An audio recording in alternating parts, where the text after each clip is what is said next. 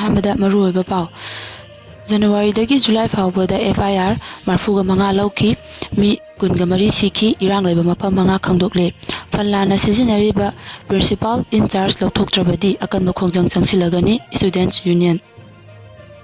World plastic surgery ꯗꯦ ꯄꯥꯡꯊꯣꯛꯈ꯭ꯔꯦ, ꯈꯥꯔꯤꯞ ꯄꯦꯗꯤꯒꯤ ꯃꯇꯥꯡꯗ awareness programme ꯄꯥꯡꯊꯣꯛꯈ꯭ꯔꯦ꯫ ꯒꯚꯔꯟꯃꯦꯟꯠꯅ ꯏꯝꯄ꯭ꯂꯣꯌꯤꯁꯤꯡꯒꯤ DADR ꯆꯥꯗ 3 ꯍꯦꯟꯒꯠꯈ꯭ꯔꯦ꯫ ꯃꯅꯤꯄꯨꯔ ꯍꯥꯏ ꯀꯣꯔꯠꯅ ꯀꯔꯥꯝ ꯁ꯭ꯌꯥꯝꯒꯤ ꯃꯤꯈꯜꯒꯤ ꯐꯜ ꯑꯍꯣꯡꯕ ꯂꯩꯔꯣꯏ ꯍꯥꯏꯈ꯭ꯔꯦ꯫ ꯑꯦꯟꯇꯤ ꯔꯤꯄ꯭ꯔꯦꯁꯟ ꯗꯦ 2023 ꯄꯥꯡꯊꯣꯛꯈ꯭ꯔꯦ꯫ ꯆꯤꯐ ꯃꯤꯅꯤꯁꯇꯔꯅ ꯀꯥꯟꯇꯣ ꯁꯥꯕꯜ ꯗ ꯆꯠꯇꯨꯅ ꯌꯦꯡꯁꯤꯟꯈ꯭ꯔꯦ꯫ ꯑꯍꯥꯟꯕꯗ ꯂꯥꯏꯚ ꯅ꯭ꯌꯨꯁꯄꯨ ꯇꯥꯕꯤꯔꯤꯕ ꯄꯨꯝꯅꯃꯛꯄꯨ ꯄ꯭ꯔꯤꯁꯤꯂꯥ ꯑꯣꯏꯅꯥꯝꯅ ꯇꯔꯥꯝꯅ ꯑꯣꯛꯆꯔꯤ꯫ ꯍꯧꯖꯤꯛ ꯄꯥꯎ ꯁꯟꯗꯣꯛꯅ ꯄꯤꯖꯔꯤ꯫ ꯖꯅꯨꯋꯥꯔꯤꯒꯤ ꯖꯨꯂꯥꯏ ꯐꯥꯎꯕꯗ FIR 45 ꯂꯧꯈꯤ, ꯃꯤ 43 ꯁꯤꯈꯤ, ꯏꯔꯥꯡ ꯂꯩꯕ ꯃꯐꯝ 5 ꯈꯪꯗꯣꯛꯂꯦ꯫ ꯃꯅꯤꯄꯨꯔꯗ ꯅꯥꯒꯥ ꯀꯨꯀꯤ 2ꯒꯤ ꯏꯔꯥꯡ ꯑꯁꯤ ꯂꯥꯛꯈ꯭ꯔꯕ ꯃꯇꯨꯡ ꯍꯧꯈꯤꯕ ꯆꯍꯤ ꯑꯁꯤꯒꯤ ꯖꯅꯨꯋꯥꯔꯤ ꯊꯥꯗꯒꯤ ꯍꯧꯖꯤꯛ ꯐꯥꯎꯕꯗ ꯃꯅꯤꯄꯨꯔ ꯄꯨꯂꯤꯁꯅ FIR 45 ꯂꯧꯈꯠꯈꯤꯕꯒ ꯂꯣꯏꯅꯅ ꯄꯨꯟꯅ ꯃꯤꯑꯣꯏ 43 ꯁꯤꯈꯤ, ꯌꯥꯝꯗ꯭ꯔꯕꯗ ꯃꯤꯑꯣꯏ 98 ꯑꯁꯣꯛ-ꯑꯄꯟ ꯅꯪꯈꯤ ꯑꯃꯁꯨꯡ ꯏꯔꯥꯡ ꯂꯩꯗꯨꯅ ꯇꯦꯟꯁꯟ ꯂꯩꯕ ꯃꯐꯝ 5 ꯈꯪꯗꯣꯛꯂꯦ ꯍꯥꯏꯅ ꯑꯣꯐꯤꯁꯤꯌꯦꯜ ꯑꯣꯏꯕ ꯄꯥꯎꯒꯤ ꯂꯤꯈꯨꯟ ꯑꯃꯅ ꯐꯣꯡꯗꯣꯛꯂꯤ꯫ ꯃꯅꯤꯄꯨꯔ ꯁꯔꯀꯥꯔꯅ ꯂꯧꯈꯠꯄ ꯗꯇꯥ ꯑꯃꯗ ꯍꯥꯏꯔꯤꯕ ꯃꯇꯝ ꯑꯁꯤꯗ ꯑꯄꯨꯟꯕ ꯃꯐꯝ 213ꯗ ꯔꯦꯗ ꯆꯠꯊꯈꯤ, ꯃꯗꯨꯗ ꯄꯨꯟꯅ ꯃꯤꯑꯣꯏ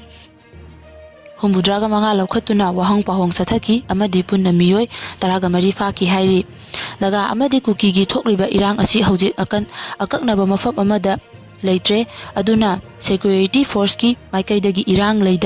ꯂꯩꯗꯨꯅ ꯇꯦꯟꯁꯟ ꯋꯥꯡꯅ ꯂꯩꯔꯤꯕ ꯃꯐꯝ 5 ꯑꯁꯤ ꯈꯪꯗꯣꯛꯂꯦ ꯍꯥꯏꯕꯁꯨ ꯄꯥꯎ ꯑꯁꯤꯅ ꯐꯣꯡꯗꯣꯔꯛꯂꯤ꯫ ꯍꯥꯏꯔꯤꯕ ꯗꯇꯥ ꯑꯁꯤꯒꯤ ꯃꯇꯨꯡ ꯏꯟꯅ ꯊꯧꯗꯣꯛꯁꯤꯡ ꯑꯁꯤ ꯀ꯭ꯔꯣꯅꯣꯂꯣꯖꯤꯗ ꯌꯦꯡꯕꯗ ꯖꯅꯨꯋꯥꯔꯤ ꯊꯥꯗꯗꯤ ꯏꯪ ꯇꯞꯅ ꯂꯩꯗꯨꯅ ꯑꯁꯣꯛ-ꯑꯄꯟ ꯊꯣꯛꯈꯤꯕ ꯂꯩꯇꯦ ꯍꯥꯏꯔꯤ꯫ ꯐꯦꯕ꯭ꯔꯨꯋꯥꯔꯤ ꯊꯥꯗ ꯃꯤ ꯑꯃ ꯎꯈ꯭ꯔꯨꯜ ꯗꯤꯁꯇ꯭ꯔꯤꯛ ꯑꯦꯔꯤꯌꯥꯗ ꯃꯤꯑꯣꯏ 1 ꯑꯁꯣꯛ-ꯑꯄꯟ ꯊꯣꯛꯈꯤ, ꯃꯗꯨꯗꯒꯤ ꯏꯔꯥꯡ ꯑꯁꯤ ꯃꯥꯔꯆ ꯊꯥ ꯐꯥꯎꯕꯗ ꯀꯟꯈꯠꯂꯛꯈꯤ, ꯂꯣꯏꯅꯅ ꯑꯦꯄ꯭ꯔꯤꯜ ꯐꯥꯎꯕꯗ ꯏꯔꯥꯡ ꯑꯁꯤ ꯆꯠꯊꯔꯛꯈꯤꯕꯒ ꯂꯣꯏꯅꯅ ꯃꯦ ꯑꯃꯁꯨꯡ ꯖꯨꯟ ꯊꯥꯗꯗꯤ ꯏꯔꯥꯡ ꯑꯁꯤ ꯌꯥꯝꯅ ꯀꯟꯈꯠꯂꯛꯄꯒ ꯂꯣꯏꯅꯅ ꯇꯣꯉꯥꯟ-ꯇꯣꯉꯥꯟꯕ ꯗꯤꯁꯇ꯭ꯔꯤꯛꯁꯤꯡꯗ ꯃꯇꯝ ꯑꯃꯠꯇꯗ ꯁꯟꯗꯣꯛꯇꯨꯅ ꯑꯁꯣꯛ-ꯑꯄꯟ ꯀꯌꯥ ꯌꯥꯎꯕꯒꯤ ꯔꯤꯄꯣꯔꯠ ꯇꯧꯔꯛꯈꯤ꯫ ꯏꯔꯥꯡ ꯑꯗꯨꯗ ꯇꯦꯜꯂꯞ ꯊꯥ ꯈꯔꯗꯨꯗ ꯆꯤꯡꯒꯤ ꯗꯤꯁꯇ꯭ꯔꯤꯛ ꯑꯌꯥꯝꯕꯗ ꯁꯟꯗꯣꯔꯛꯈꯤ ꯍꯥꯏꯕꯁꯨ ꯗꯇꯥ ꯑꯗꯨꯗ ꯎꯕ ꯐꯪꯂꯤ ꯍꯥꯏꯔꯤ꯫ ꯑꯣꯐꯤꯁꯤꯌꯦꯜꯁꯤꯡꯒꯤ ꯃꯥꯏꯀꯩꯗꯒꯤ ꯐꯤꯚꯝꯁꯤꯡ ꯑꯁꯤ ꯂꯥꯛꯁꯤꯟꯅꯅꯕ ꯍꯣꯠꯅꯕꯗ ꯀꯥꯡꯂꯨꯞꯀꯤ ꯏꯔꯥꯡ ꯑꯁꯤꯒꯗꯤ ꯃꯔꯤ ꯂꯩꯅꯕ ꯊꯧꯗꯣꯛ ꯈꯔꯁꯨ ꯊꯦꯡꯅꯩ, ꯑꯗꯨꯕꯨ ꯆꯦꯟꯅꯔꯤꯕ ꯃꯤꯑꯣꯏꯁꯤꯡ ꯑꯗꯨꯗꯤ ꯀꯥꯡꯂꯨꯞ ꯑꯅꯤꯁꯤꯒꯤ MIꯑꯣꯏꯁꯤꯡꯅꯤ ꯍꯥꯏꯔꯤ꯫ FIR 45 ꯔꯦꯖꯤꯁꯇꯔ ꯇꯧꯔꯤꯕ ꯑꯁꯤꯗꯤ ꯗꯤꯁꯇ꯭ꯔꯤꯛ 2 ꯈꯛꯇꯗꯒꯤꯅꯤ꯫ ꯏꯔꯥꯡ ꯑꯁꯤ ꯂꯥꯛꯁꯤꯟꯅꯅꯕ ꯍꯣꯠꯅꯕꯗ ꯁꯦꯀ꯭ꯌꯨꯔꯤꯇꯤ ꯐꯣꯔꯁꯀꯤ ꯃꯥꯏꯀꯩꯗꯒꯤ ꯔꯦꯗ 213 ꯆꯠꯊꯈꯤ꯫ ꯃꯔꯨꯑꯣꯏꯕ ꯂꯝꯕꯤꯁꯤꯡ ꯑꯃꯁꯨꯡ ꯗꯤꯁꯇ꯭ꯔꯤꯛ ꯕꯥꯎꯟꯗꯔꯤꯁꯤꯡ ꯌꯥꯎꯅ ꯏꯔꯥꯡ ꯂꯩꯕ ꯇꯦꯟꯁꯟ ꯖꯣꯟꯁꯤꯡ ꯂꯩꯔꯛꯄꯅ ꯁꯦꯀ꯭ꯌꯨꯔꯤꯇꯤ ꯐꯣꯔꯁꯁꯤꯡꯗ ꯑꯆꯧꯕ ꯁꯤꯡꯅꯕ ꯑꯃ ꯑꯣꯏꯍꯜꯂꯦ ꯍꯥꯏꯕꯁꯨ ꯄꯥꯎꯁꯤꯅ ꯃꯈꯥ ꯇꯥꯔꯤ꯫ ꯗꯇꯥ ꯑꯁꯤꯒꯤ ꯃꯇꯨꯡ ꯏꯟꯅ ꯎꯈ꯭ꯔꯨꯜ ꯗꯤꯁꯇ꯭ꯔꯤꯛꯅ ꯐꯦꯕ꯭ꯔꯨꯋꯥꯔꯤꯗꯒꯤ ꯃꯦ ꯊꯥ ꯐꯥꯎꯕꯗ ꯏꯔꯥꯡ ꯌꯥꯝꯅ ꯊꯣꯛꯄ ꯗꯤꯁꯇ꯭ꯔꯤꯛ ꯑꯣꯏꯈꯤ꯫ ꯃꯤꯁꯤ ꯃꯤꯅꯥ ꯀꯌꯥꯃꯔꯨꯝꯌꯥꯎꯈꯤ꯫ ꯗꯤꯁꯇ꯭ꯔꯤꯛ ꯑꯁꯤꯗ ꯄꯨꯂꯤꯁꯀꯤ ꯇꯧꯗꯕ ꯌꯥꯗ꯭ꯔꯕ ꯃꯊꯧꯁꯤꯡꯁꯨ ꯌꯥꯝꯅ ꯂꯩꯈꯤ ꯑꯃꯗꯤ ꯄꯨꯟꯅ FIR 93 ꯔꯦꯖꯤꯁꯇꯔ ꯇꯧꯈꯤ꯫ ꯔꯦꯗ 250ꯒꯤ ꯃꯊꯛꯇ ꯆꯠꯊꯈꯤ, ꯃꯤꯑꯣꯏ 92 ꯋꯥꯍꯪ ꯄꯥꯎꯍꯪ ꯇꯧꯈꯤ, ꯃꯤꯑꯣꯏ 18 ꯍꯦꯟꯅ ꯐꯒꯠꯈꯤ ꯍꯥꯏꯔꯤ꯫ ꯐꯟ ꯂꯥꯟꯅ ꯁꯤꯖꯤꯟꯅꯔꯤꯕ ꯄ꯭ꯔꯤꯟꯁꯤꯄꯥꯜ ꯏꯟꯆꯥꯔꯖ ꯂꯧꯊꯣꯛꯇ꯭ꯔꯕꯗꯤ ꯑꯀꯟꯕ ꯈꯣꯡꯖꯪ ꯆꯪꯁꯤꯜꯂꯒꯅꯤ ꯁ꯭ꯇꯨꯗꯦꯟꯠꯁ ꯌꯨꯅꯤꯌꯟ꯫ ꯀꯣꯂꯦꯖꯀꯤ ꯐꯟ ꯂꯥꯟꯅ ꯁꯤꯖꯤꯟꯅꯔꯤꯕ ꯂꯤꯂꯣꯡ ꯍꯥꯎꯔꯩꯕꯤ ꯀꯣꯂꯦꯖꯀꯤ ꯄ꯭ꯔꯤꯟꯁꯤꯄꯥꯜ ꯏꯟꯆꯥꯔꯖ ꯄ꯭ꯔꯣꯐꯦꯁꯔ A. ꯁꯥꯍꯥ ꯊꯥ ꯑꯁꯤꯒꯤ 10 ꯐꯥꯎꯕꯒꯤ ꯃꯅꯨꯡꯗ ꯂꯧꯊꯣꯛꯂꯒ ꯀꯣꯂꯦꯖ ꯑꯁꯤꯒꯤ ꯔꯤꯒꯨꯂꯔ ꯄ꯭ꯔꯤꯟꯁꯤꯄꯥꯜ ꯑꯃ ꯍꯥꯞꯄꯤꯌꯨ, ꯃꯗꯨ ꯅꯠꯇ꯭ꯔꯕꯗꯤ ꯑꯀꯟꯕ ꯈꯣꯡꯖꯪ ꯆꯪꯁꯤꯜꯂꯒꯅꯤ ꯍꯥꯏꯅ ꯂꯤꯂꯣꯡ ꯍꯥꯎꯔꯩꯕꯤ ꯀꯣꯂꯦꯖ ꯁ꯭ꯇꯨꯗꯦꯟꯠꯁ ꯌꯨꯅꯤꯌꯟꯒꯤ ꯃꯥꯏꯀꯩꯗꯒꯤ ꯑꯀꯟꯕ ꯋꯥꯐꯝ ꯊꯝꯂꯛꯂꯤ꯫ ꯉꯁꯤ ꯃꯅꯤꯄꯨꯔ ꯄ꯭ꯔꯦꯁ ꯀ꯭ꯂꯕꯇ ꯄꯥꯡꯊꯣꯛꯈꯤꯕ ꯄꯥꯎꯒꯤ ꯃꯤꯐꯝ ꯑꯃꯗ ꯂꯤꯂꯣꯡ ꯍꯥꯎꯔꯩꯕꯤ ꯀꯣꯂꯦꯖ ꯁ꯭ꯇꯨꯗꯦꯟꯠꯁ ꯌꯨꯅꯤꯌꯟꯒꯤ ꯚꯣꯏꯁ ꯀꯃꯟ ꯔꯨꯝꯒꯤ ꯁꯦꯀ꯭ꯌꯨꯔꯤꯇꯤ MD ꯑꯖꯤꯖ ꯈꯥꯟꯅ ꯍꯥꯏ ꯂꯤꯂꯣꯡ ꯍꯥꯎꯔꯩꯕꯤ ꯀꯣꯂꯦꯖ ꯁ꯭ꯇꯨꯗꯦꯟꯠꯁ ꯌꯨꯅꯤꯌꯟꯅ ꯇꯣꯉꯥꯟ-ꯇꯣꯉꯥꯟꯕ ꯁꯣꯔꯁꯇꯒꯤ ꯐꯪꯕ ꯔꯤꯄꯣꯔꯠ ꯑꯃꯒꯤ ꯃꯇꯨꯡ ꯏꯟꯅ ꯀꯣꯂꯦꯖ ꯑꯁꯤꯒꯤ ꯅꯟ-ꯒꯚꯔꯟꯃꯦꯟꯠ ꯑꯦꯀꯥꯎꯟꯠꯇ ꯂꯨꯄꯥ 1,93,00,000 ꯉꯥꯛꯄꯤꯒꯅꯤ꯫ 1,46,78,400 ꯂꯩꯒꯗꯕ ꯑꯗꯨ ꯁꯨꯞꯅꯒꯤ ꯂꯨꯄꯥ 1 crore 25 lakh 96,000 yankhaiga taret khakta deposit tawramba thengnaki. College asigi account ta hafam thokpa lupa 50 ga 9 lakh 35,648 haplamdre. Hiram asigi matangda mari leinaba authority na mityeng changbiyu. Amaromda union asigi maikaidagi college asigi development ki oiba thabak khara tawjage haina principal in charge da hairuba matamda college ki fund leite hairakpadagi college asigi Manipur Rural Bank tagi account statement lawba matamda account ta lupa 29,76,950 yauramba thengnabaga loinana unauthorized oiba maongda principal in charge asigi machanupa Saroj Habibna lupa lakh aniga 42,505 withdraw tawkhibagi record thengnaki. Kharif pedigi matangda awareness program pangthokre.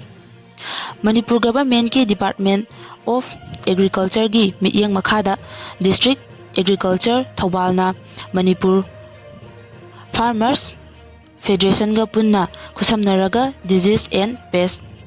Management for Kharif Pedi haiba hiram asida nongmagi oiba awareness program ama pangthokre. Ngasi Thaubal district ki manung chanba Haurok Part 3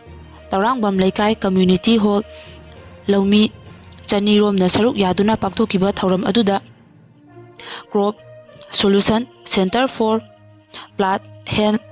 Manipur gi consultant Dr. M. Thoithoi Singha amadi National Awardee Mushroom Punil Angomna Resource Person oina wangangki loinana VEW District Agriculture Officer Thaubal mathangsitna TH Momoko amadi KH Rajensu saruk yaki. Ngasigi thauram aduga mari leinana Manipur Farmers Federation gi Secretary General Sinthangamba Laisram Lai Laumisingna pothok marang kaina puthokpa ngamnanaba matang matam chana har sijinabaga loinana laina tinadagi ngakthoknanaba akhang ahisingdagi pautak lawba changi. Laumisingda masigi khudongchaba asi pinanaba awareness program ase maru oina pangthokpani. Laumisingbu lamjingduna lausingu ga mari leinaba wakhal lausing adu piduna agri entrepreneurship amadi matamga chanaba scientific agricultural practice lomda changsinduna chinjakta mipal tangdaba lamdam ama ohenanaba hotnaminasi. World Plastic Surgery Day pangthokre. Ngasi World Plastic Surgery Day gi thauram Department of Plastic Surgery RIMS na sinduna Institute asigi OT complex ta leiba anesthesia seminar hall da pangthokre. Loinana post brand deformity leiba patient singi free operative treatment ki khudongchaba fanghalagani haina su hospital asigi Director Professor Z Sunil Kumar na lauthokre. Thauram aduda chief guest ki warol piraduna RIMS ki Director Sunil Kumar Sharma na hai yumlo na balaibak-tagi lakpa plastic surgery gi mathau taba patient sing RIMS ta lemna natraga chada maudraga manga faubagi khudongchaba pinanaba hotnari. Plastic surgery amadi cosmetic surgery gi marakta khetnaba chauna lei. Plastic surgery haiba asidi hakchangda asoiba leiriba hakchangi saruk tongan tababu samjinaduna mathau tawhanduna patient adubu anauba punsi ama pibani haina su mahakna makhatana phongdoki.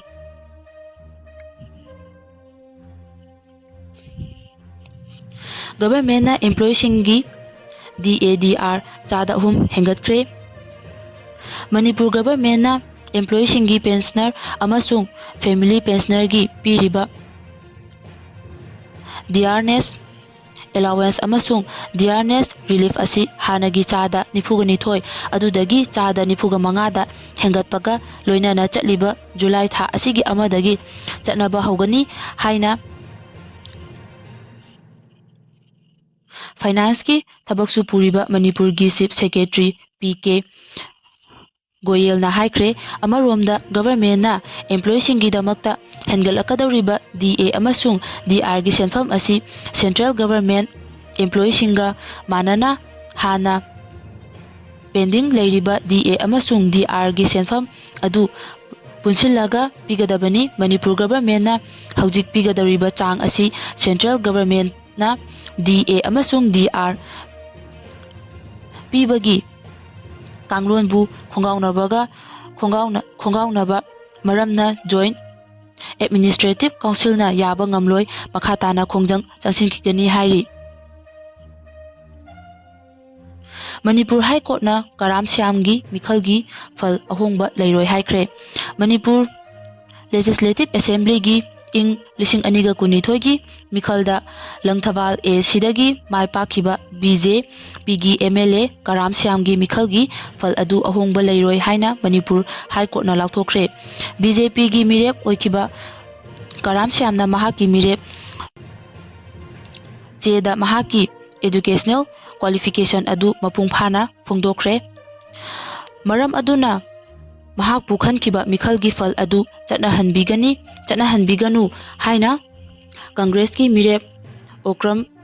Jaisinghana hairakhiba petition adu Manipur High Court ki Chief Justice M Sundargi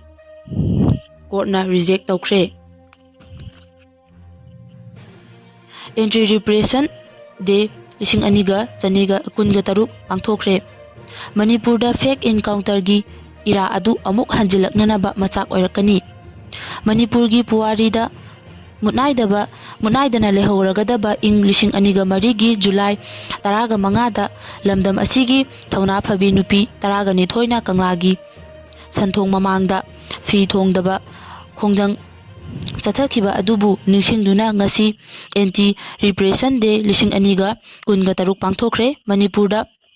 Tampaki Police Station 18 dagi afaspa lauthokhraba matung amuk hanna Police Station 3 ta ek asi thamjilakhiba asi matam amagi fake encounter gi ira adu amuk hanjilaknanaba machak oirakani haina Observation Committee Anti Repression Day 2013 ki Chairperson Khangembam Anandina phongdokrakre. Mahi masinggi lam asi lengakna kaw thabana maning halakpani desam. Lengakna mahi masinggi lam asigidamak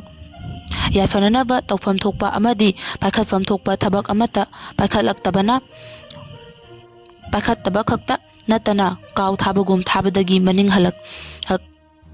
padagi hena fivam soksilakpani haina Democratic Student Alliance of Manipur Desamgi President Oinam Romesna phongdokre. Chief Minister na Kanto Sabal Da Chttuna Yengshinkhre. Chief Minister Yumnam Khemchan Singhana ngasi haukiba thangja numitta kukina yum mai thakiba Imphal West ki Kanto Sabal Da Chttuna kanglup khudingmak nungsi chanana leiminanaba appeal tawkhre. Kanto Sabal gi khongchat aduda Chief Minister Yumnam Khemchana Sekmai Assembly constituency gi MLA Haikham Dingosu loina ki hairi. Chief Minister Secretariat ki cherol amana hai kuki singna mai thadoklamlaba yum taruk sabagi thabak chathariba adusu ngasi Chief Minister na yengsin baga loinana mafam aduda tiliba miyamda leiminna riba kanglup khudingmak amaga thajaba thamnaraga ingna chikna leiminanaba appeal tawkhi. Chief Minister na Land Administration review tawkhre. Manipur government na Land Administration da hena mayek sengba pumnamakna khangnaba amasung technology gi matengna government ki amadi miyamgi thabak thauramda khumang chawsinba ngamnaba pandam thamlaba adugi miyengda ngasi Chief Minister Y Khemchan na Land Resource Department ki thabak thauram review tawkhre. Matang asida MM News Live ki midangi paw lojare.